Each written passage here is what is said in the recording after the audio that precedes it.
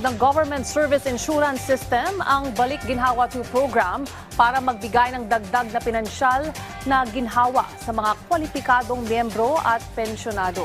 Ayon kay GSIS Senior Vice President and Head of the Membership Group na si Attorney Joseph Philip Andres, maaaring makatanggap ang mga kwalipikado ng refund na katumbas ng hanggang 6 na buwan ng kanilang mga eligible loan amortizations. Dagdag pa niya, naglunsad ang GSIS ng mga bagong solar energy at e-mobility loans bilang karagdagang programa na naglalayong tulungan ang mga miyembro sa paggamit ng mas malinis at mas abot kayang mga pagkukunan ng enerhiya. Maaring mag-apply ang mga kwalipikadong miyembro mula July 1 hanggang October 31 sa pamamagitan ng GSIS Touch mobile app.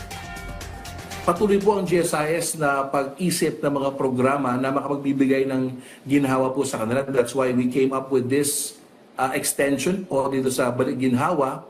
And napakaganda naman po ng resulta, which means marami po talagang gusto pa mag-avail. And ito po, nangyayari po ito dahil patuloy po ang komunikasyon namin sa ating mga stakeholders at sana po patuloy pa namin mapaganda ang serbisyo natin sa ating mga miyembro.